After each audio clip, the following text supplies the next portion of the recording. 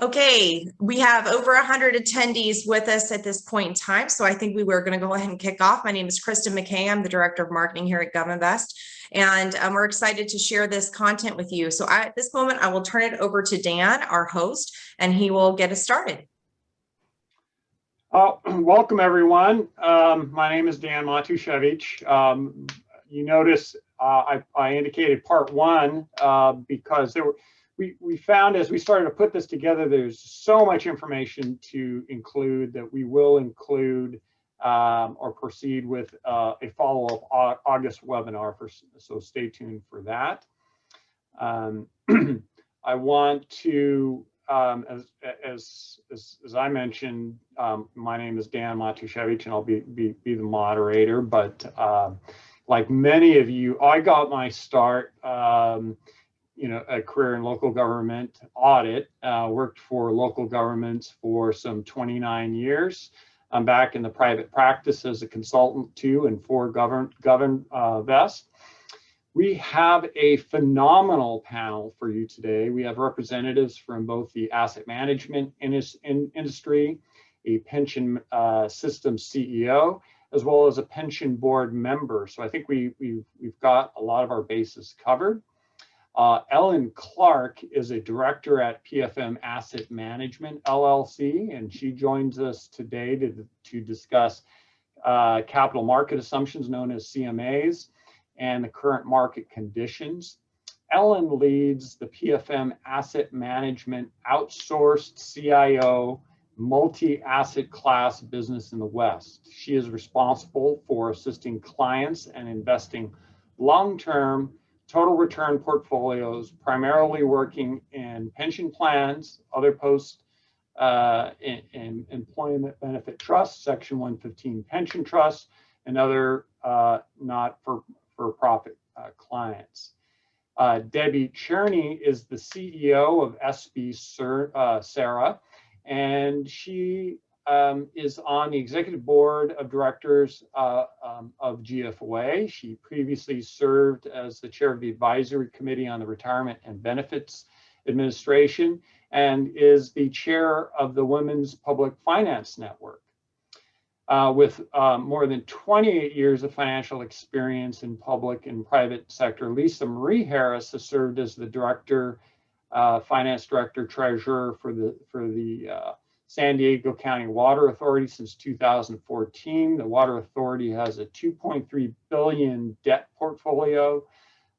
She's responsible for a $385 million investment portfolio and a $1.5 billion operating budget. She formerly served as the deputy treasurer for the San Diego Tax Collector's Office.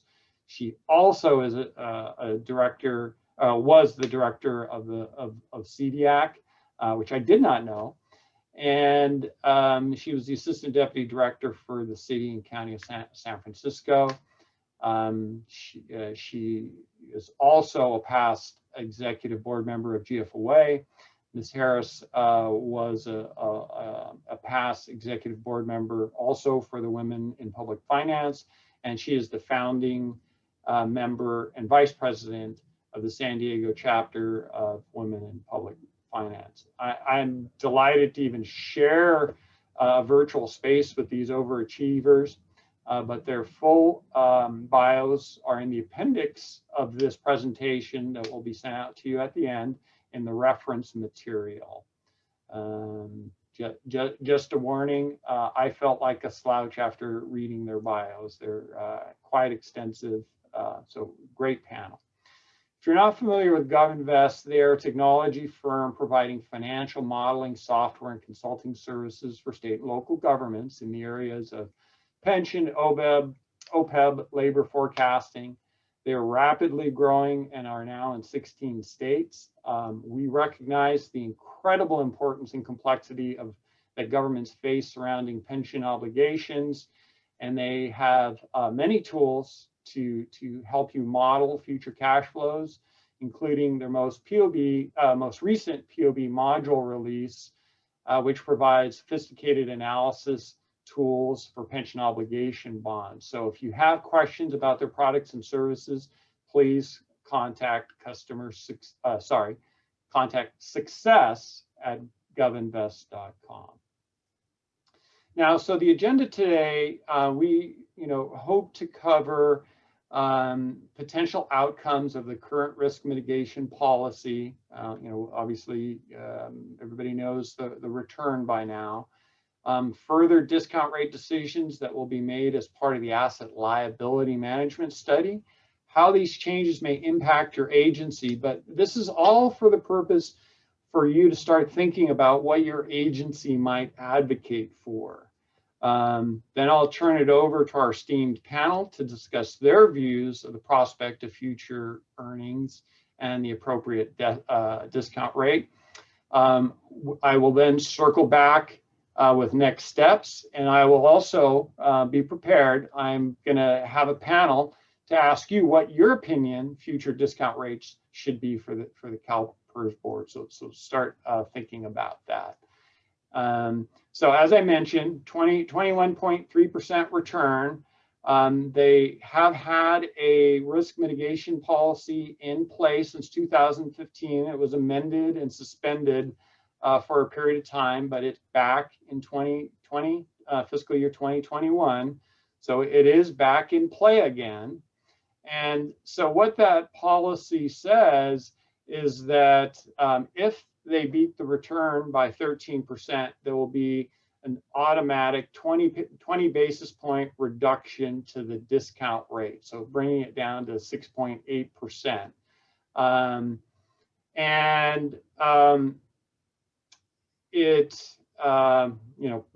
It really doesn't stop there. I think some people are under the false assumption that 6.8 is as far as they will go. Keep in mind that they are in the middle of the asset liability management process where they're reviewing their capital market assumptions. And we're moving rapidly to a final discount rate. And so to the extent that your agency wants to provide feedback to the board, September and October are great times to do it. You don't have to do it in person. I find it just as effective to submit those comments and your agency's preferences, even in writing to the board. So there are a number of stakeholder meetings that have occurred. They have an excellent outreach program, and I would encourage you to visit their ALM site and review some of the ALM videos to get educated.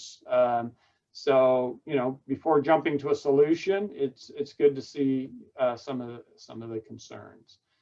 But as I said, the fun doesn't really stop there with the investment return. What I've modeled for you to kind of give you a feel for the potential impact, they are considering discount rates from, and I'm showing the blue line represents the current discount rate. The green is the 6.8% discount rate that would be the discount rate if the board chooses to take no other action other than follow the risk mitigation policy. But I also modeled 6.5, 6.25, and 6% discount rate. Now I think 6.6% is way on the outer limits. I would expect the discount rate to fall someplace between 6.8 and 6.25. But it is a political board, and there's no way to predict that. So all we can do is prepare for the range of outcomes. And as an employer, I'd want to draw your attention to a couple things. So there's a little bit of noise on the front end of this model. And I say that as noise because it's not clear. I mean, this is representing how the costs would impact your agency in 24-25 if they stick with the current amortization policies. However, the amortization policy itself has an out clause that says something to the effect that that the discount, the extraordinary earnings, if there is a risk mitigation event triggered, the earnings will offset the negative impact of the discount rate change. So we don't exactly know what that means. So this model really represents if they just follow the current amortization policy. But I think that is something that CalPERS needs to figure out and get that information out to employers as well as their board members, so we have a better feel for what the transitory impact of the discount change would be. Arguably, the most important impact beyond after the the current UAL is amortized, as well as the any UAL that's created by the change in the discount rate, the ongoing impact is real to your agency. So that is where I'd want you to start thinking about is, what's palatable for your organization, and where do you think, based on what you hear from these professionals, where do you think the investment rate would be? So just to give you a sense, this is, I'm isolating the employer normal cost in this model. And at 6.8%, your normal cost would increase between about 5.5% to 6%. At 6.5%, your normal cost increase would increase between 13.5% to 16%. And as we get out to the outer boundaries at 6%, which I think is very unlikely, would increase anywhere between 27 and 35%. And remember, this is more or less a forever change for your plan, in that your normal cost would increase. That will impact your PEPRA members that are required to pay 50%. And it also affects your cost structure and even your fee schedule at the city. So be sure to include these potential impacts when you review your fee schedule. And then finally, if the board opted to do nothing, where the default return, the discount rate is kept at 7%, and the default is and they actually earn 7%, you can see it follows the default blue line. But if in one of the examples that CalPERS used in the stakeholders relation meetings, is that if the discount rate remains at 7, but earnings are pervasively low in the 6% range, then your contribution rates eventually will grow greater than your default over time. And arguably, that the new amortization policy will self-correct this over time, but still it is an important decision for your agency, because more than likely, as interest rates decline, it will be more difficult to unwind and come back up. And we want to pick, I think, a responsible rate, and that will not be too burdensome to your agency, but provide you some contribution rate stability. So when is this all happening? This is a CalPERS slide that shows that the impact to public agency employers and their rates would be in 23-24. For schools and states, it would be 22-23. But as I noted in the bullets, that the board is expected to adopt the new discount rate in November of 2021. So September and October are your main opportunities to provide that feedback. Your asset and liabilities will be adjusted when you receive your 2020 val next July or August. And for the I think in all conceivable scenarios, the net impact between the positive return and the negative and the reduction in the discount rate will result in a net positive to the funded status of your plan. And there may be some rare exceptions if a plan has very, very little assets or something that I can't even really, hard for me to conceive. But as I mentioned, the contribution rates for your agency, you have time to plan.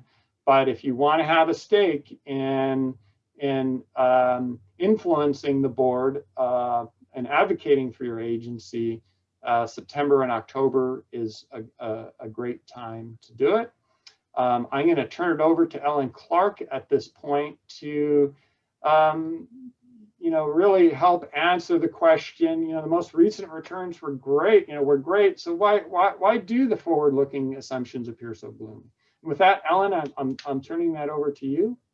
Thank you, Dan, and I'm glad to be here to talk on this subject. Let's talk about how asset liability capital market assumptions are derived first. So if we look at the building blocks that we use, or that any entity that's putting together capital market assumptions use, first we look at the past. We're looking at economic fundamentals, the long-term return that we have experienced on different asset classes, what the risk has been associated with those different asset classes over that period of time, the correlation also to other asset classes, and where we are in the business cycle, and whether there should be any adjustments for our assumptions on a going forward basis based upon that past information. Then next on the building blocks is looking at what's in the present. And in the present, we actually know that we have very low interest rates. And we're looking at the growth on stocks, the earnings that we're expecting on stocks. The earnings season right now has been quite robust. But what is that forecast for long-term returns on equities and the long-term return on fixed income? And what are the factors on the macroeconomic side that influence that? So some of the things that are looked at there is inflation, employment, demographics, current housing prices, consumer confidence. All those pieces of the pie are put together, and those building blocks are used to come up with these forward-looking capital markets assumptions as to what we can expect from the marketplace. Now let's look at the current asset allocation of the CalPERS portfolio. So the CalPERS portfolio, this is a simplified version, is essentially structured with about 65 to 70% of the assets in what I would call growth assets. So return-seeking assets. And about 30 to 35% of the portfolio is in income-producing assets. Now that's a bit different than what their allocation has been over time, but they've adjusted the portfolio and continue to adjust the portfolio to meet the needs of the plan demographics, as well as the current market opportunities. So let's, on the next slide, we'll see what the returns have been over time of the CalPERS portfolio. And this is looking since 1984. The returns on the CalPERS portfolio, their fiscal year returns. And what's remarkable here is that we have 22 years of double-digit returns for the portfolio over the last, I think it's 38 years. So that's actually kind of remarkable. And you only have 5 negative periods over that 38-year period. And the 10-year annualized return is about 8.5%. The red line there shows you the discount rate, and the discount rate has been declining, and that's what we're talking about today, is how that's being influenced, and it's going down to 6.8%, or expected to go to 6.8%. So, the reason what we're going to explore is, well, why might that be? So let's look at the next slide, where this is a compilation of survey of different investment managers, capital markets assumptions, including this survey that CalPERS sends out goes to AllianceBernstein, Goldman, BlackRock, State Street, Makita, Wilshire. So a combination of asset managers and consultants. And what you see here is on the far right, that the expected 10-year return on the portfolio as of this average median survey is about 5.3%. Much different than that 8.5% that we saw on the previous page. And that the 20-year expectation is only about 6.2%. So the question that we're trying to ask is, do we need to adjust that discount rate? And will we have not as robust returns on a going forward basis? Well, let me share on the next slide. PFM has capital markets assumptions. We produce our own. And we actually produce two sets, one for the next 5 years, which we think we've got quite a bit of information about. And then the 30 years, which takes into that consideration of having our markets return to more normal territory. I would argue that we're in a somewhat unusual environment right now. So if I have you look at those 5-year capital markets assumptions, now we are not looking at double-digit returns on stocks on a going forward basis. For the next 5 years, call it something in the 6 to 7% range, and very pessimistic, if you will, return expectations for fixed income in the 0% range. So if you put those two together, you know, a 5.2% return is probably a pretty accurate representation of what we may experience over the next 5 to 10 years. You will see, and this is just a plug for the structure of the other two plans that are going to talk earlier, is that if you do structure the portfolio with some private investments, you may be able to justify a higher discount rate. So now looking at historical returns, and this is looking at 5-year annualized returns starting back in 1926. And what this shows you is that we have enjoyed extremely good equity returns over this period of time, with the average being about almost a 10% annualized rate of return.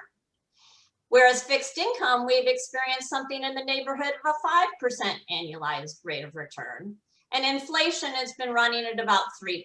So what that says is that we've been able to get something in the neighborhood of a 2% real rate of return on fixed income. And that's not the case today. And that's one of the things that's driving the forward-looking capital markets assumptions. So let's look at the next slide that shows us how the stock market has performed since 1990. The darker gray slivers here are showing you times of recession. And one thing that I'll note is that earlier in the slide, so back in the 1910s, 1920s, 1930s, we saw many more recessionary periods than what we've been seeing in the last several decades. But the other thing to note is that we've continued to have a steep rise in the equity market over this period of time. So what we're focusing on page 19 is we're focusing on, well, are stocks expensive today? And I want to focus you on the middle box in red there, and it shows you 4 different time periods. Those 4 different time periods being March of 2000, October of 2007, February of 2020. We kind of remember that, right? Right before the decline where we had the market go down about 35%. And then June of 2021. And what they're showing you here, this is a slide from JP Morgan, is it showing the index level, the price earnings ratio, what we have to pay for stocks today, the price we have to pay for the earnings that we're receiving, what the dividend yield is on those stocks, and what the 10-year treasury is. So I want to compare the March 2000 number with the June 2021 number. And what you see there is that actually in March 2000, PE ratios were higher than they were in June 30 of this year. We were having to pay 25 times earnings. We were only getting paid about 1.4% in dividend, but we could go out and buy a 10-year treasury for 6.2%. And then we were going to get a yield of 6.2%. Contrast that to the current environment. The current environment, we're having to pay 21, 22 times earnings. We're getting the same dividend for that 21, 22 times earnings, but we can't buy a treasury, 10-year treasury for anything close to 6%. We're only being paid 1.5%. And oh, by the way, we all know that inflation has been spiking here at something in the neighborhood of 5.3%. Even if it settles into the Fed's 2.2%, 2.25%, we're going to have a negative real rate of return on fixed income. These are some of the things that are driving. But I would argue that right now, today, stocks are a little bit expensive, but perhaps not as expensive as fixed income.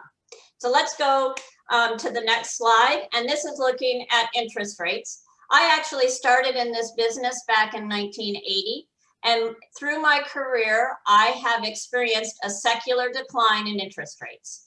And the fixed income side of the portfolio, of a balanced portfolio, has given you considerably good returns that we do not expect on a going forward basis. So again, looking at the box at the top, you see that over the period of 1958 to 2021, inflation's been running at about 3.6%, and you've had a real yield, a real positive yield of about 2.2% on fixed income.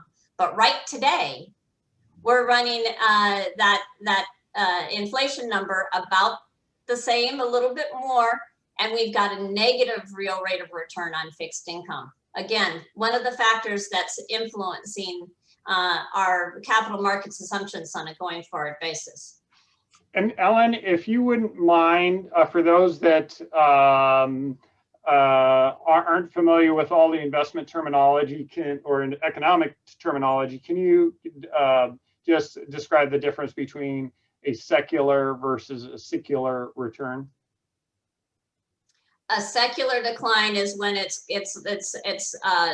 over a long period of time, whereas cyclical is, as think of a business cycle, and during a business cycle you'll have lower or higher rates depending upon where you are in that business cycle. Is that the question? Yep. Thank you.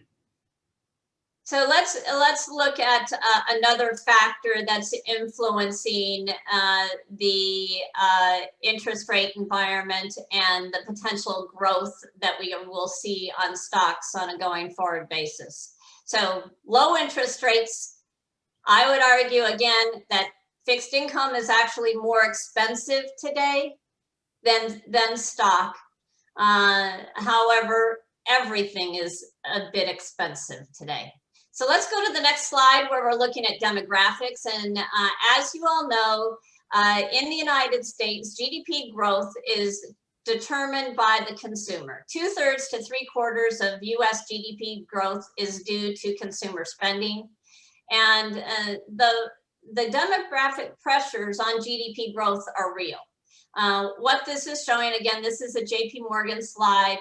And on the top left, I want to focus you on the consensus forecast for working age population growth. And that for the period of 2020 to 2029, we're seeing only a 0.2% increase in the growth of the working age population. So we're not going to get a push as we have over the last several decades, a push from economic or from demographic population growth. The other aspect of GDP growth is efficiency, technology, output per worker. So if we go to the right-hand graph, and here again, look at the period 2011 to 2020, what we're seeing is a decline in the growth of real output per worker, as well as that shrinking growth in working population. So as of here, we're seeing a real GDP growth rate estimated about 1.8%.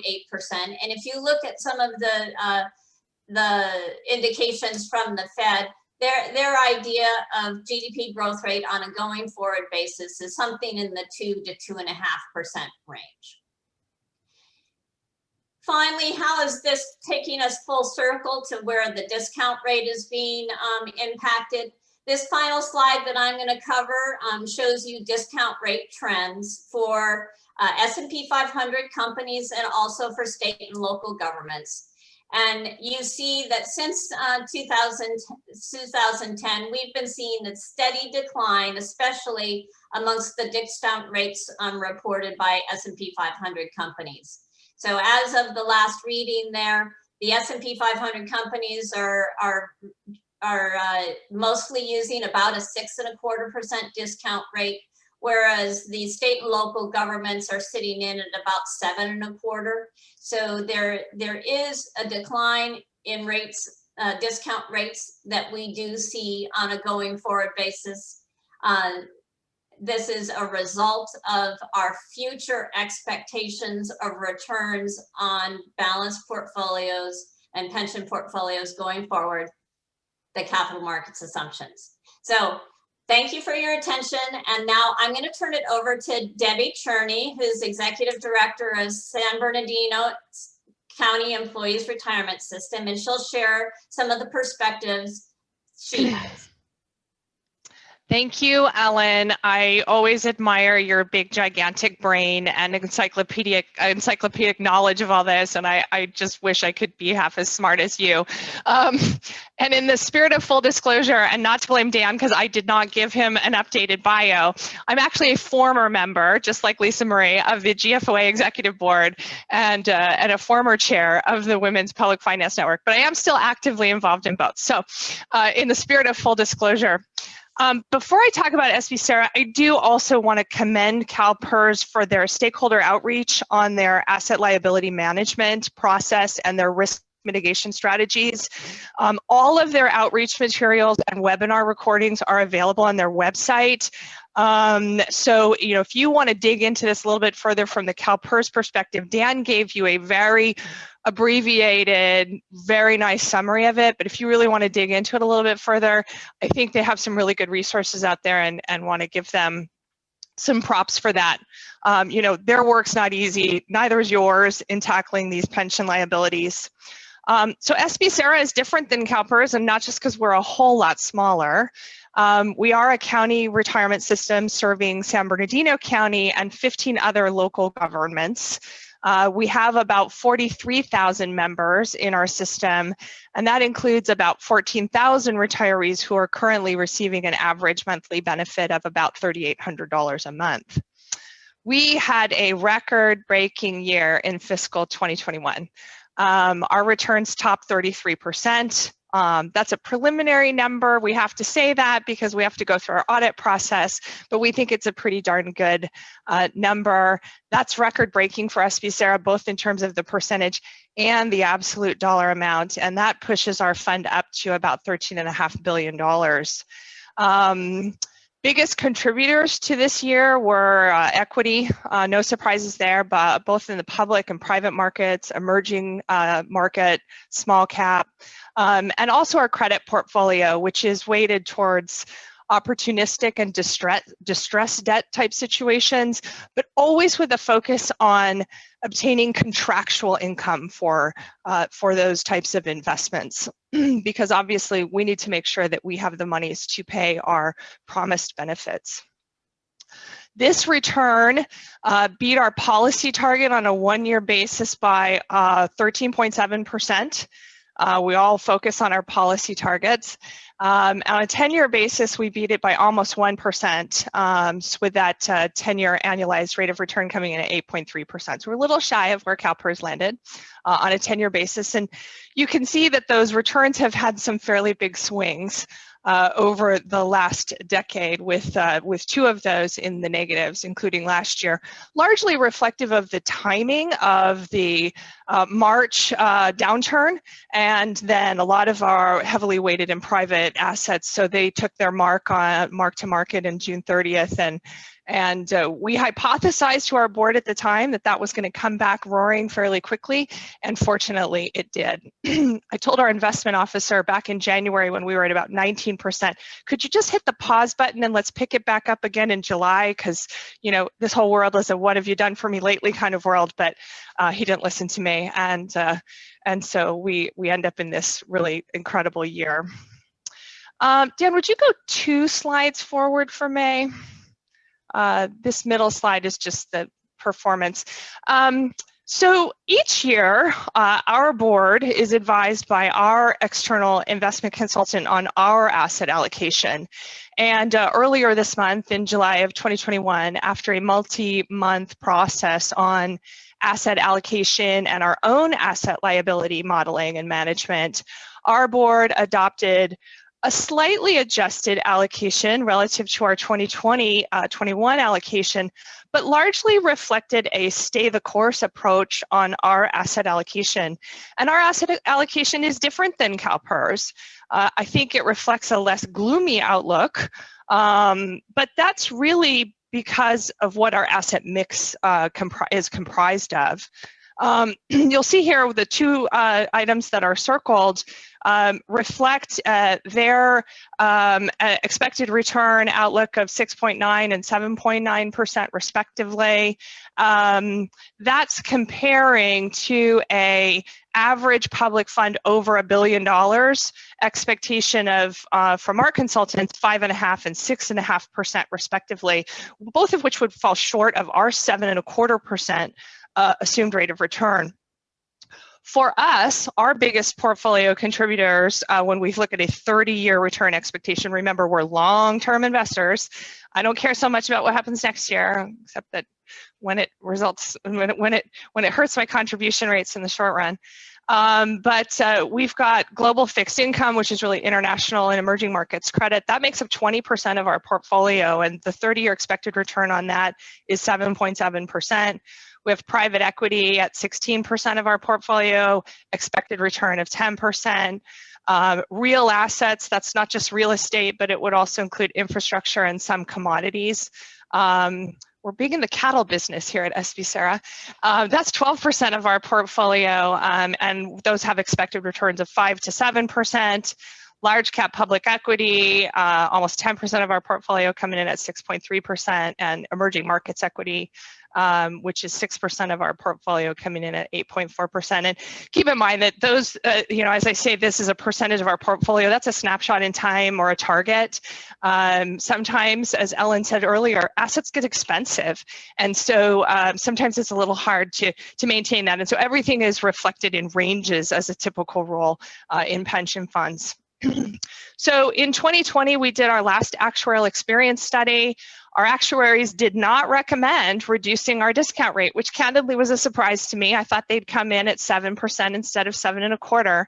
And largely that's because even though they reduced their expectations around inflation, they gave us a lot of kudos for the way we've managed our investment fees. And so coupled with our capital markets assumptions, they were comfortable recommending that the board retain their existing assumption.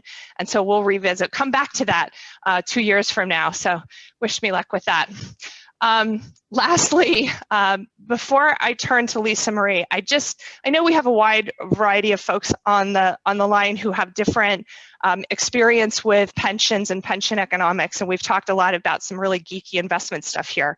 But I just want to, pensions are complicated, but basic pension math is not complicated. It's contributions from employers and employees plus the investment returns that have to equal, in the long run, the benefits that are paid out to all of the members and their beneficiaries. A shortfall investment returns must be made up by either contributions or reductions in benefits. And we're in California, most of us, so reductions in benefits are pretty hard. So again, that's why there's so much focus here on the investment side. So with that, I'm going to turn it over to Lisa Marie. Okay, well, good morning, everyone. I'm Lisa Marie Harris, and I'm wearing two hats. I am the CFO of the San Diego County Water Authority, and we are a member of CalPERS. And then I was just recently appointed to the retirement board for the city of San Diego, the port of San Diego, as well as the airport. And as a longtime member of the CalPERS system, we certainly appreciate all the effort of engagement with CalPERS, and we've actually encouraged CalPERS to come out and meet not only with me, but all of our member agencies. We have 24 member agency water districts, and they have made just a commitment to come out and visit us on a regular basis, and sometimes every other year if necessary. And they've also presented to our board. So I would just again like to echo the comments that how open CalPERS has been, and anyone on the line, especially if you're a larger member, feel free to not only reach out and engage with them, but have them come speak to your body, because they're more than happy to do so. And they've done so in this virtual environment as well. But I'm going to speak mostly about SBCERA. So we're the City of San Diego's retirement system, and we have our primary driver in our success is our asset allocation. And our latest study, we reaffirmed the 78-22 mix between return seeking and risk mitigation. And as you can see, the studies focus on long-term expectations that we keep talking about. Of course, inflation, protection, cost, flexibility, risk control, liquidity, and resources. And the asset allocation is reviewed annually. Next slide. So to provide an overview of the investment policy process, we do an asset liability study, then we do an asset allocation review, and then we do a structure review. And just to give you a sense of what our allocation looks like, we have 43% in stocks, 15% in private markets, 10% in real estate, 4% in return-seeking fixed income, 6% in opportunistic, and 22% in bonds. And that's a 10 billion size portfolio. Next slide. So this just talks about what our assumptions are. And I think what's maybe unique about the city's retirement system, and that we've been an earlier adopter of revising downward our actuarial assumption. We began that process back in 2014, and it was around 7.25. And over the 4-year period, through engagement with the board, it's now at 6.5. And based on a survey, we are actually one of the lowest within the California Association of Public Retirement Systems, otherwise known as CalPERS. And so we're definitely an earlier adopter, and we feel confident that we're at the right place for our pension system. And I think that's what's most unique about the story of the city system. But I will conclude here. Thank you. Thank you, Lisa Marie. I want to open a poll now, as promised, to say, after you've kind of heard the range of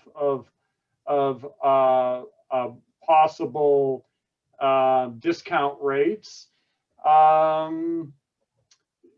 you know, what would your agency choose if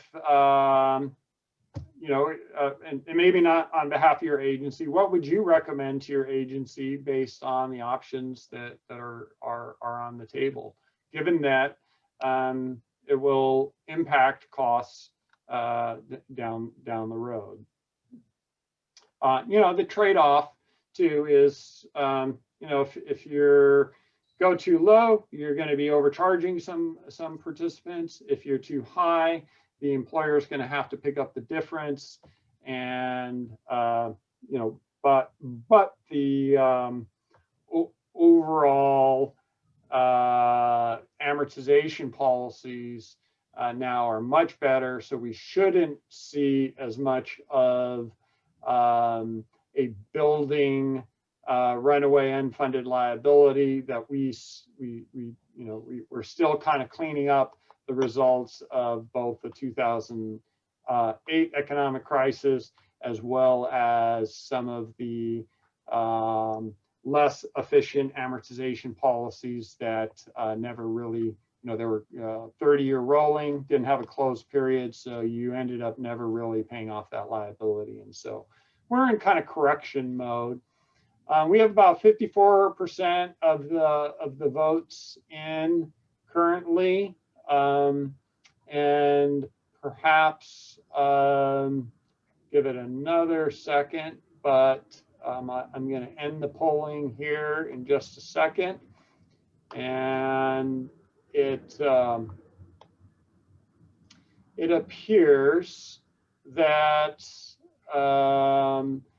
that 33% picked 6.5%. We have 8% that have opted to say go all the way down to 6%. Same amount for 6.25.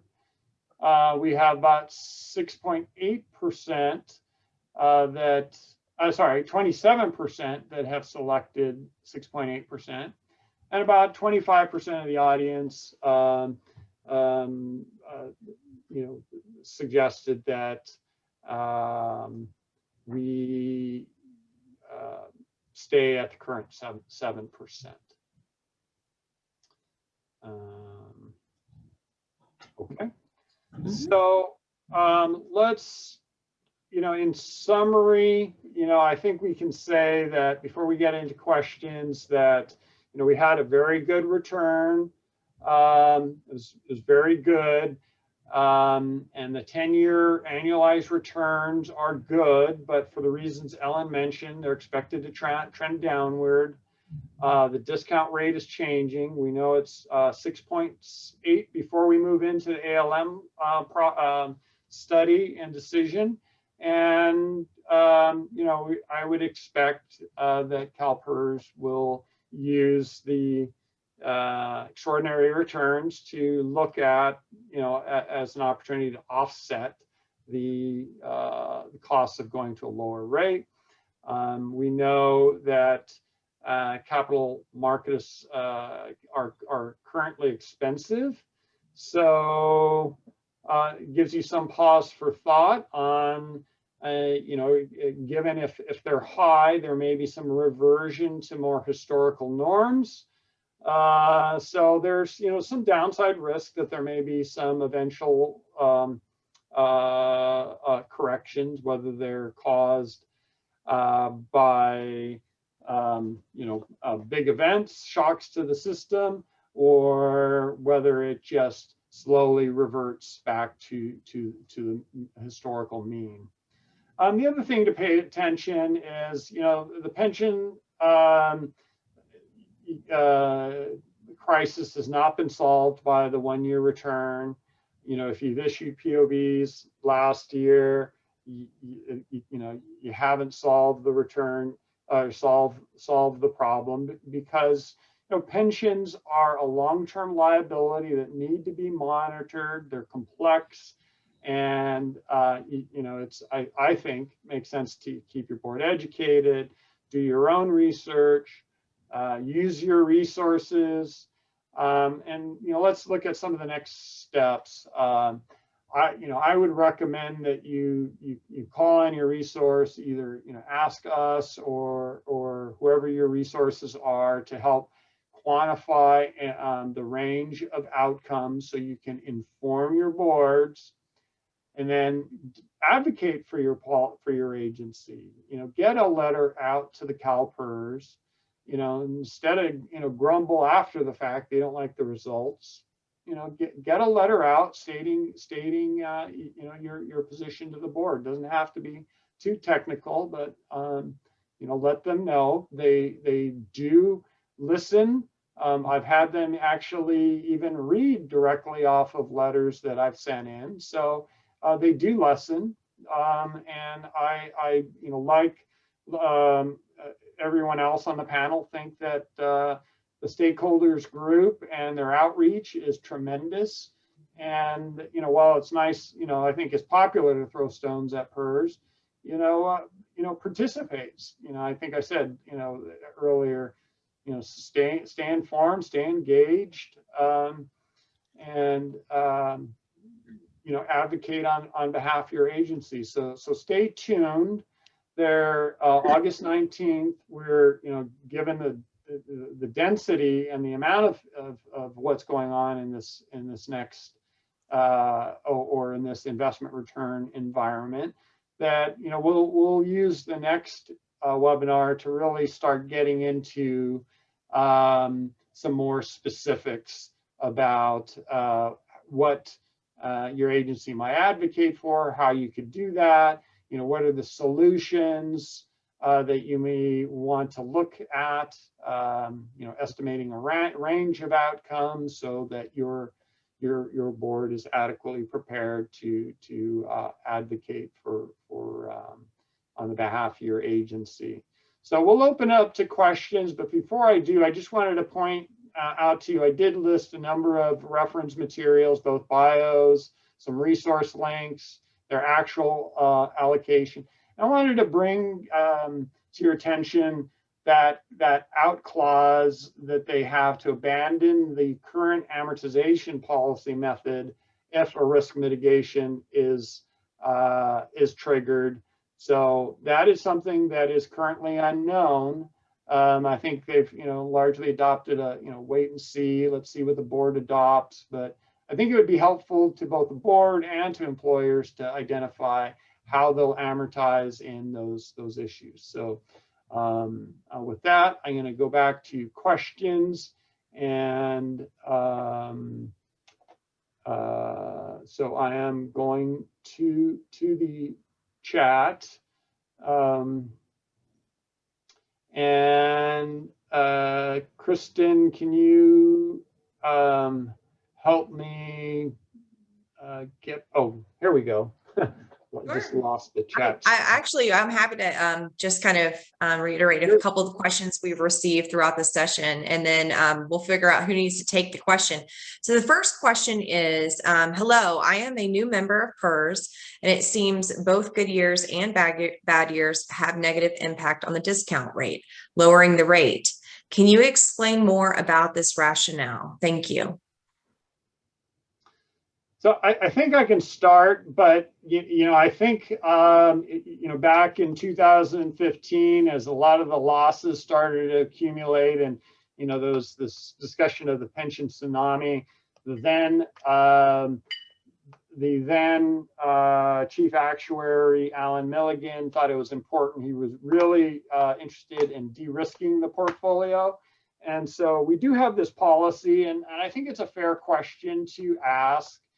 Whether that policy still, if the board acts and reduces it, does that risk mitigation policy still need to continue? Because it will continue to reduce the risk down to a volatility factor of gosh, I can't remember. It's in the policy. It's either 5 or 8%, but that might be, a very conservative profile. So that is something I think the board will, and you should consider advocating on your behalf. But the main reason was to try to de-risk the portfolio so that there wasn't as much volatility in the program. Ellen, did you want to add anything, or did that sufficiently cover it? So I think the other thing to consider here is something that Dan and I were talking about yesterday, and that is, yes, if you have a negative return on your portfolio, that is going to have an effect for a period of time. And what we've seen is in general, overall returns on the portfolio have been declining over time. And now we're on the heels of a great year and really arguably a great decade for equity returns. And we're saying that we should reduce the discount rate. So yes, it does kind of feel like a double whammy. I would say that what's important to keep in mind is that basic pension finance that Debbie talked about. The only way that we can make money is or have enough to pay benefits is to put money into the plan, earn it in the marketplace, or change the benefits. It's that three-legged stool, and those are the only impacts. And I do believe it is prudent to have very closely consider your discount rate, because that does encourage contribution discipline, and that puts money into the plan so that you have the opportunity to earn return on those assets. If you don't put money into the plan, they don't have any opportunity to earn return. So you're not maximizing the benefit of that leg of the stool. So I understand the question. I think that there is some validity to good years can have a negative impact and bad years can have a negative impact, but it's just because of the investing environment we're in right now. Great. Thank you, Ellen. We actually have another question for you, I believe. So I'll share that just now. What is the basis for such a high projected return for private equity? For example, 10.5% over 30 years. With more pension assets going into private equity, it will be hard for funds to find high return opportunities. Well, I'll take the first part of that first. Why are we projecting a 10.5% return on private equity over the 30 years? And I think that that's actually similar to what San Bernardino County's consultant is suggesting as well. And if you have private investments in the portfolio, then you may be able to justify a higher discount rate. Well, what is private equity? Private equity is essentially leveraged equity, because what we're doing is we're investing in very young companies often. Mostly it's young companies. So think before it's a micro cap. And we're often putting more money to work, and we're borrowing money to put even more money to work. So the expectation is that because we're putting that money to work and we're giving a private equity manager that money for 10 plus years to work with, because they're using leverage and because we have the illiquidity of that investment, where our expectation is that we're going to get paid more than public equity. And so that differential between what we expect in the public equity markets and what we expect in the private equity markets actually is tied together, and there is a relationship there. And if you look over time, that relationship's been pretty consistent. The expectation is that over time, we will earn a higher return on equities than what we are projecting right now. That it will regain into the 7.5% to 8% range, and that we're expecting to get at least a 2% plus premium for the illiquidity of the private equity investment. So that's the first part of the question. And then the second part, I'm not sure I understand completely. With more assets going into private equity, will that make it harder for funds to find high return opportunities? Private equity is a high return opportunity. I think that the balance of having how much to have in private equity and how much to have in public equity or public fixed income is more reflective of the demographics and the cash flow of a particular pension system. We know that CalPERS has less contributions going in than payments going out. So it makes sense that they would have a more conservative portfolio and have more of the portfolio dedicated to income producing securities rather than return seeking securities. But it's that balance, and that's a tricky balance, and that's what CalPERS is trying to manage, so that they've got the right asset mix to provide the benefits to the plan participants. Kristen, I know we're at the top of the hour. There was one question that came through the Q&A, which is just addressing the what will happen to the entities UAL. I attempted to say that, but or address that, but in almost all conceivable scenarios, I would see, even if the discount rate is reduced to 6%, the positive investment returns will have a positive impact on the funded status of the plan. And it just depends, how much it is. It really depends on what the board decides in the new discount rate, and but otherwise I would expect the UAL to have a net, the net impact to have a positive impact on the funded status of the plan. Wonderful. Thank you, Dan. Thank you, Ellen. Thank you, Debbie. And thank you, Lisa Marie. This has been a wonderful panel discussion. Thank you, everyone who's still on for your time. We still have almost all of our attendees till the end. As mentioned at the beginning, we will be sharing the recording of this presentation via email along with the slides. So please check your inbox for that in the next 24 hours. If you do have any questions specifically for GovInvest or PFM, we have provided those email addresses in the presentation as well. So you always should feel free to reach out and take a deeper dive with the experts really alongside you. So if there's nothing else from the team, I will conclude today's webinar. Thank you, everyone. Have a great rest of your day.